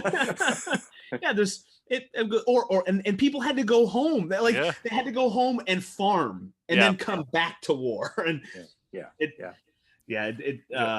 it's fun to do all the research, but I wish why the Greeks hated the Romans because they'd fight during spring. So like when the mists would roll in, the Roman army marched in spring, and Greeks like, it's farming time. We stop fighting now. Thank you. I thought we were gentlemen. But Roman's like, no, we hired people. We pay them for this. Right. Yeah, and I'm sure for all the historians out there too, you can talk about this. But there are so many oddities with war, especially a long time ago, but like the whole siege of Boston, they just sat there and looked at each other for months and nobody did anything until somebody did something one night and oh crap, okay, well, you win this one. And away they go. It's very strange. But makes for good storytelling. And I think like historically the only siege that really saw a lot of action was the siege of Vienna, and that was all artillery. Okay. Until the Polish hussars came in, but for a lot of time it was just cannons shooting at each other and like, all right. But that was notable because the Turks actually tried to undermine the walls, which people tried to do, but usually you just got shot down by archers before you got close. Yeah. Right. Yeah. I could study that stuff all day. I love it. So going back to like stodgy historians not wanting to put my fantastical stories in their bookstores. My thinking is that it's clearly made up, but wouldn't that spur you on to wanting to learn about real history? Yeah. And I've said like, if we can make, if you're out there listening, we can make special edition copies for your location, and we can put a line in there. If you want to know more, check out our bookstore, buy all our play sets and toys. So my hope is that these will spur people to learn more about real history too. They'll enjoy these stories. I'll give you a real life example. I was actually there when Raiders of the Lost Ark opened, right, in theaters, and we had no clue going in, just because of the trailer. It looked like a classic action hero pick with just, it was Harrison Ford, two-fisted, and he was fighting Nazis, and that's all we knew. Literally, we go in there, and the whole subplot about the Ark and its power and its history, and then of course the denouement, and then of course Deus Ex Machina at the end. No one expected this. We had no clue, and I think that was part of the reason that movie was such a huge hit and still a favorite today, and still my favorite movie of all time, is because it surprised me, and it also got me interested in many things that were covered, like the Ark itself, the history of the Ark, its importance in the culture of the Hebrews, but also the Nazi obsession with occult objects. See, all of that was actually true, right? But the story is fantastical, obviously. So you go in and you go, yeah, but it made me want to read about history. So to me, if I were running a museum that had Middle Eastern artifacts specifically related to King Solomon or the Ark or any of that biblical time period, I'd sell, we got Raiders of the Lost Ark movies over here. I would have them in there. Sure. It's promotion for the material. Everybody knows it's a story. It's an action picture. It's fun, right? Unless there are Sankara stones in India. I don't know, but that was a cool idea too. It got me interested in that pantheon, Kali, and of course I'm fascinated by ancient religions anyway. Because it's one of my things, and philosophy. But but again, movies and fantasy stories can be wonderful enticements and springboards for further investigation. So it's a good thing. Do more. One thing I think Indiana Jones did, though, was set up a false expectation about how fun archaeology could be. Oh, yeah. You're right about that. Like my first job, a true story, my first job in college, I worked for the museum there at the university, and I cataloged potsherds. If you call them shards. Nope. And I call them shards. They're potsherds. You have to catalog them. And so I was responsible for drawing them in the profile and flat, and then categorizing them, putting the number on them and which dig they were from, and putting them in the plastic bag and putting them in one of the 1,000 drawers that were in the storage room, right? So I where quickly they're still sitting, probably. Right. I loved archaeology and still do, but again, that really was what it was about. It was very much about detail. And with the brushes and the little see, so you can't use the looking but still fascinating to be. I was still surrounded by mummies that were cool, right? So there was a sarcophagus like 10 feet away from me as I was working. I'm sitting there going, that's right. It was so cool. So you don't go with that archaeologists should not go with the Curse of Oak Island method of explosions and bullet holes. That's cool. But one of my guilty pleasures. I haven't seen season 6 or 7 or 8. But that show is so dumb, but I'm so sucked into it. Well, I should try it then, because if you, as a fan of Indiana Jones, if you like the Oak Island stuff, so Dean, it's like watching Hoarders or the Kardashians. It's like you're like sucked into it, and then you realize, wait, nothing happened, and I'm in season 4 of this show, because they do such a good job of like, well, tomorrow, Yes. and they do the editing of like if someone were to go like that, then then they slow it down. Yeah. Yes. What happened? And then they replay it after the commercial break, and all he's doing is like looking at. Is that the one that incessantly teases the story that the Templars actually brought the Holy Grail to North America? So it's Holy Grail. It's the the Ark, or Shakespeare's writings. I don't get that. I don't get that and either, there's something else. The Shroud. No, Gold. Blackbeard. Yeah, it's Pirate Gold, something like that. Yeah. Okay. So yeah, it's up in Canada, Nova Scotia. Okay. It's a fun show, but it's like they've managed to get like 6-7 seasons out of this show. It's like those paranormal shows that I watch sometimes, and they keep promising that they're going to get to something. And did you hear that? I heard that. Exactly. Did Yeah, you capture that? It's like, It was. I was going to say it's just like those shows, is because if there were a paranormal show where they really saw a ghost and the ghost came out and started talking, we would have been on the news. We would have the TV show. That's what my wife. We would have known about it before the TV show came out. What my wife says about Oak Island. She's like, if they found the Ark of the Covenant, it would be on every. It's like Discovery. Exactly. Discovery Or if they Channel. really found a Bigfoot, we would know it before we saw a stupid show about Bobo and his Bigfoot. Yeah.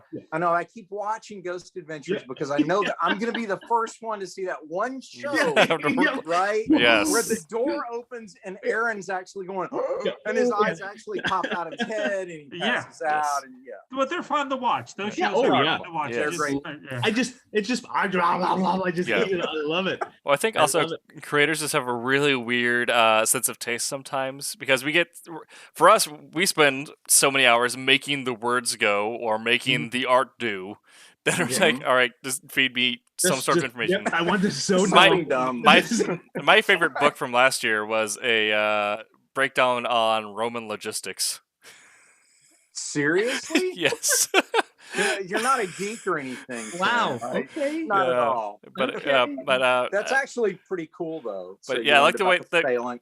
Yes. Yeah, exactly. Let's talk about how a lot of reason why the Romans would win outnumbered fights is because they're quicker on the draw. They're like, all right, everyone grab your spear and go. They still have to get their armor on and get on their elephants. But it was great. But also the historian there was talking about how you could reimagine the battles, but a lot of times you're sitting on a field somewhere in Italy and looking over the mountains, going, "Huh." Yeah. Right. Yeah. Well, it's like every time. I mean, I'm writing a book about the Revolutionary War. I love going to battlefields and stuff, but it's a field. Yes. And then I drag my kids along. And I've got a field right over there by my house. You can go. We're gonna go to. Yes, but people died here. But think about it. No, think about it. No, think about what you're seeing. We're actually here. It happened 200 years ago.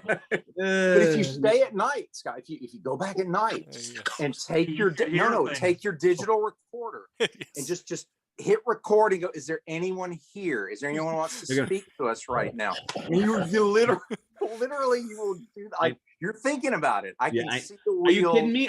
So have you ever watched have you ever seen any of the episodes where they go to the Rolling Hills Asylum? Have you seen that place? Oh, absolutely. Like how many times? It's right. It's like 2 miles away from my house. Seriously? It's in Bethany, New York. Yeah. My college roommate filmed We're there. I'm gonna get a ticket. We're gonna go spend the night there. We're gonna record. We're gonna My college roommate filmed in there once.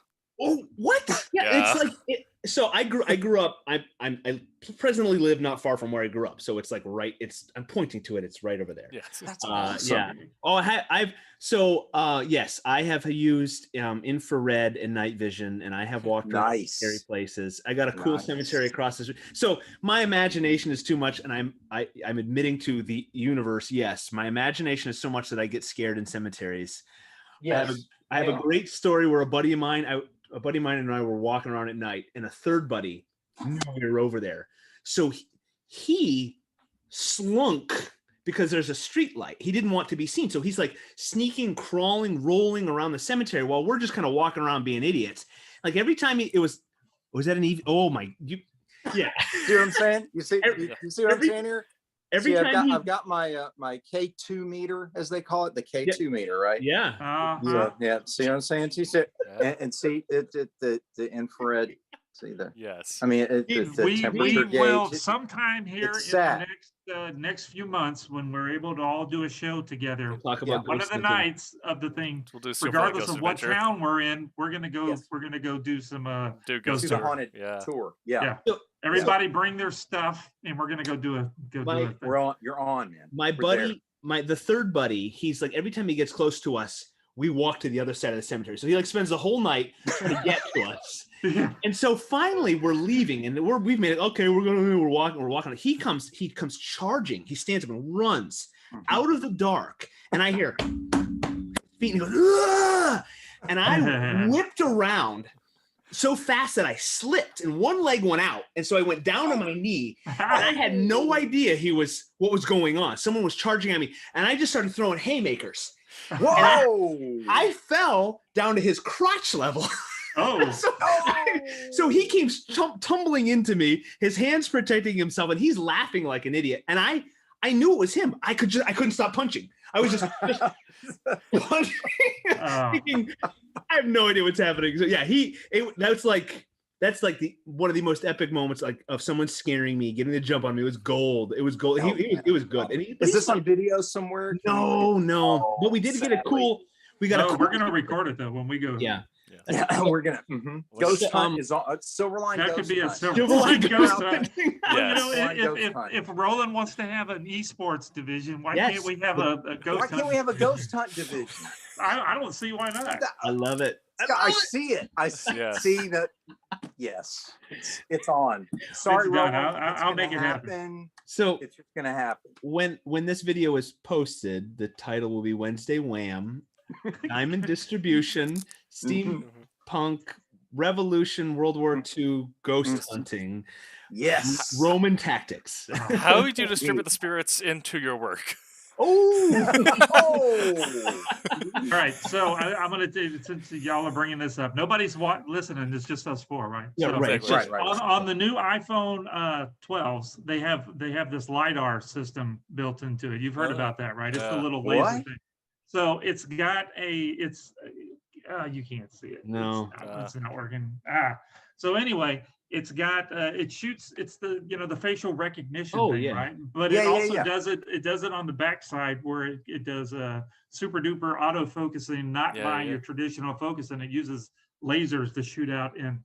So you can't see it. Maybe I'll try to figure out how to do it. That's people have been catching faces and with it, right? Yes. So it'll matrix a face out of nothing. Is that what you're getting to? Well, you can walk around the house and it's showing, even in a pitch dark, it looks like you can see everything because it's lasers bouncing off stuff. Whoa. And anyway, so the other night I was playing with it because I was up late. And I was shooting it down the hall, and my wife's like, "What are you doing?" And I'm like, "Look at this. This is really cool. You can see that." And she goes, "What if something walks in front of there?" I'm like, I almost said a dirty word. I was like, "I'm turning this off." I saw a video of people using that, and then it was as the cauldron says, it came up with their ages too, like the app they're using is estimated age. It's 21, 22, 23, or whatever. And then it catches something coming in the doorway. It says age 190. And everyone just throws their phone and starts running. Awesome. Yeah, see, my imagination runs wild. Like, I love being scared. I love ghost stuff. But my imagination, I have learned, and I'm glad, my reaction is fight. I throw punches. I've almost decked my, and I'm not a violent man. I've almost decked my wife. Yes. She was behind a corner. She tried to jump, and and I'm not. Note to everyone when we ghost hunt with Scott. Everybody practice. Well, that's the thing. Is Scott, and obviously in the service you do have to take some self-defense. Dean, you also are a practitioner for martial arts. Yes. I am a boxer, so our ghost hunt's gonna end if us all go into hospital with broken knuckles. So but y'all are saying I'm the one that's going to get beat up then. We're just gonna shove Tommy and run. Any of that stuff. All right, Take well, him. that's fine. Take him. It'll be fine. Yeah. I'll have a good story. That'll be fine. Yeah. That'll be awesome. I'm all for it. Okay. Everybody, look, We're doing it. K2 meters. K2. Okay. Gotta Okay. have these K2 meters. I've got some built into my phone. I'm You've gonna got- use it. Awesome. You've got some good old stuff in the South too. That's some Oh, old, man. old. All the Civil War areas, I mean, we've got, in New Orleans especially, Oh, they're yeah. just amazing. But I grew up around the Memphis area, and we have an incredibly haunted classical theater there that's called the Orpheum. Yes. And it is a tremendously haunted location. And we actually have We're a ghost, doing it. ghost doing it. walk. And we I'm should booking do my that. tickets right now. We're Yeah, doing man. it. Yeah, Next there's all show, kinda we cool all stuff. be together. One of the nights, instead of going out to eat, they can go out to eat. We're gonna go downtown. Yeah. We're downtown. We're gonna go stunt. We're gonna go ghost hunting, just walking around. And what about Florida? Oh yeah, like St. Everywhere. Augustine and Done a bunch of ghost tours Yeah. in St. Augustine. It's fun. yeah. What Yeah, I about did- Orlando? Anything near Orlando? I They- mean, they other got than the some haunted ghost tours. mansion. It's real scary. Yes. Now there's a couple of ghost tours that go on in downtown. There's some Okay. stuff. You can Okay. check it out. Okay. How did we get on this topic? I'm not sure, Um, but the suburb of Salem I live in also had it. So where Vice President Polk, where that county that we had a fire in like the late 1700s. Okay. That destroyed only half the town. The rest of it stayed up, and so a lot of people died during that, and a lot of the historic buildings got rebuilt. So we have a historic downtown that is supposedly also very haunted. Interesting. There's a it's Portland, right? That has the store the shops. The tunnels. People got Shanghai. Yes. The right? Shanghai tunnels. in Yes. Yeah, Portland, that's something I'd like to see too. I know it's not Yeah. like a haunted thing, but actually, I think It they could be. It could be. Probably- We'll check it out. probably. Could be a I thought one of haunted the shows. Yeah, one of the shows did that because I remember them doing the, We'll- the floor that falls We'll out. make it haunted. Yeah. By the way that we recorded, it will be haunted. Yes. Yeah. You just get the right angles and Right. Mhm. Right. Yeah. Okay. We're gonna have to rewatch the show because I don't know how we got to this. Oh, subject. I don't either. The funny part, Roland's sitting in the other room going, "What are they talking about? What are they What talking doing?" about? It's supposed to be distribution. That Well, tells you how exciting distribution is. We've been veered right off into ghost. Well, it's like, yeah, Ghost tours. we talk about like we have experience there. Like we talk about distribution for a little bit. I knew a little bit about publishing business, and we're like, all right, that's the depth of our knowledge. That's it. That's it for- We got to wait to see what happens, and then Exhausted. we'll be able to talk about it. Or not. Okay, so topic for next time: ghost hunting. Ghost Uh, hunting. I love it. That's right. And ghost hunters and comic books. There you go. Yeah. Maybe we all need to work on a Silverline. I'm sending Scott a co-writing pitch after this. That's right. Work on it. haunted- Of course, I'll stories. sign up to ink it. Let me write this down. I love it. And Roland confirmed he was wondering what we were talking about. have you been drinking? What are you people doing? What are you doing there? No, really, it's energy drink. Look, it's a monster. Right, It's- right. Oh, Yeah. monsters. That's kind of ghost-like. Yeah, This is the mark of the beast. Yeah. See? It Yeah, all the ties mark- The together. mark of the beast. That's exactly seen- right. I've It's- seen that. Oh, wow. Like, Okay. Wow. Folks, we're Off coming the up. rails. yes. We are way off. Okay.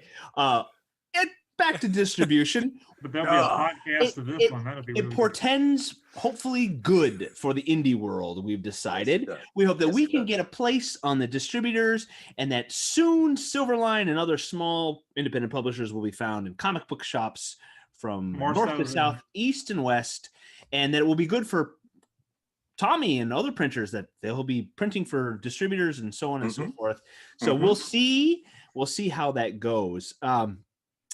This ghost hunting half hour was brought to you by Daytona Beach Comic Con, comic book Comic convention. book Comic convention. book Comic Indeed. book And- convention Uh, happening September 18th and 20th in near Daytona Beach, right?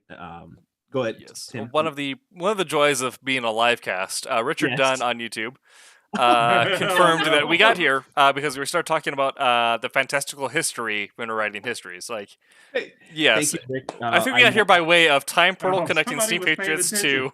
to I- Funner. I am. I can vouch for Mr. Richard Dunn. He is a fine individual. I do know him. Yes, and he is facilitated some ghost hunting. Yes, all right. with me and my brothers and so forth. Yeah, that's crazy. So Okay, yes, so next week I got to watch the Justice League 5:15 hour. Right, the 15 hour. Yeah, 4 hours. Put an order in for a good K2 meter. And That's what I gotta tomorrow- do. Got to get your K2 meter, right? That's right. And I would love to talk a little about Winter Soldier and Falcon. Oh yeah. But we here at Silverline do not want to spoil things. So No. The third episode is tomorrow. Maybe we'll start talking about the first episode here soon, so we don't spoil anything. Everybody out there, make sure you. They all died. Everybody. Yes. Well, half of them Everybody did, died. right? That's not a spoiler. Yeah. Half of them died, It's been over a year. and then or just disappeared. And they So, came back though. catch They up understand. on all things everything catch up on everything, because we might talk about it next week. You just catch up on everything. If media's out, Everything. read it or watch Godzilla it. versus Kong. Okay, everybody. Oh, that starts. Wait. No, that started tonight. The Tonight, King right? Kong That's okay. Who wins, Godzilla or Kong? Go. We're not going to win. I can tell you that. That's probably Godzilla, he's got Godzilla, man. Godzilla's huge. He's got I feel, zappy breath and but I feel like it's going to be start of Monsterverse where they fight together and then something's gonna come in. Ghidra or like space something comes in. Oh, and then they have to team up. Yeah. Is Yeah. what it's asking. They're gonna- yeah. Oh, They're gonna- man. Uh-huh. What if we There's get Mechagodzilla on screen? That'd be great. Whoa, how cool would that be? Okay, Right? gentlemen, it is 11 o'clock here on the East Wow. Coast. Sorry, guys. We cannot keep a line. Again, I blame the monster. Blame the monster. The monster drink. I'm not going to do the usual wrap up to all of our viewers out there. Don't forget our big announcement. There was a big announcement, remember that? Oh yeah. Steam Patriots is coming May 13th to Kickstarter. Save your pennies, get those ready. We have variant covers coming from Dean, inked by Tommy, and lots of good stuff. We have more titles coming from all of the other Silverline creators. It's just so much goodness coming from Silverline. We got Dean Zachary, Thomas Flormonti, Tim TK, my Twitch handle is in my name slot. So follow my That's his Twitch. handle. He does all the twitching and the YouTubes and all that sort of stuff. So Wow. we would love if you liked, followed, subscribed Silverline on every outlet that you can find us. Instagram and YouTube and Facebook, and us as individuals as well. So you get all the good news. It's coming. Stay tuned for more Steam Patriots updates. We try to tease some more stuff as we get some extras and some extra rewards and bonus material. And don't forget, Sunday night there is the Sunday stream. And Sunday. Who knows what they'll talk about? Because Well, don't they got to talk about they're going to talk about like we did. distribution. You can get their take on distribution. No, they talked a little bit about it last Sunday. I think. Oh, Yeah, Maybe we they'll beat talk it about to ghosts. death Sundays. yeah. Boom. So Don't all forget, ghost episodes. this Silverline Sunday. has a podcast as well. If you go onto iTunes or Spotify and search Silverline Comics, you will find our condensed versions of these. You can listen to them in the car or while you work around the house. And those will be updated and uploaded Tuesdays is the goal to get those up there. And I don't want to forget as well, Steam Patriots will be kickstarted with Divinity #2, the award-winning title from Award-winning Silverline Divinity. by Barb Kalberg. And I don't want to goof up on the art team. So does anybody know? I can't remember. They're all good. Yeah, we got awesome artists on Divinity #2. That story will continue. If you don't have Divinity #1, you can order it. Go on to silverlinecomics.com. It'll take you to Indie Planet, and you can order 100 copies. Yep. Give them to all your friends and enemies. Okay, Order two Or- copies. 200. I said 200 copies. 200. 200. Yeah. Yeah, Got it. yeah. Why I'll not? start printing when I get to work in the morning. Exactly. When the orders come. Because Tommy never sleeps. Tommy is Tommy the never man, sleeps. the Kablam man. Tommy Kablam. Okay. More comics all you right. buy, the more burritos Okay. Tommy can eat. Yes, that's good. And my mountain bike, since last week we talked about it, still hasn't come in. Oh, okay. Bill. All right, we're waiting for those mountain Still bike hadn't updates. gone. If you want all the mountain bike updates, please like, subscribe, follow Silverlines, and you'll see what Tommy gets for a mountain bike. That's a promise, right? Tommy will. Yeah, as soon as I get it, I'll show you. Bike Watch As soon as he gets it, 2021. he'll see it. Okay, everyone out there, thank you. My goodness. We hope you stayed through this inane, insane ghost hunting conversation at the end and talked about if you got ideas on distribution and what that means for the indies, go ahead and toss those in the comments. We'll try to respond to those. Thank you for joining us. We wouldn't be here if it weren't for all of you guys out there. And we are the Wednesday Wham crew. Join the Silverliners on Sunday night at 9 p.m. Eastern. And no EVPs right now, but in the meantime, as always, there we go. Make mine. Make mine Silverline. Silverline. Good night. Bum, bum, bum, bum.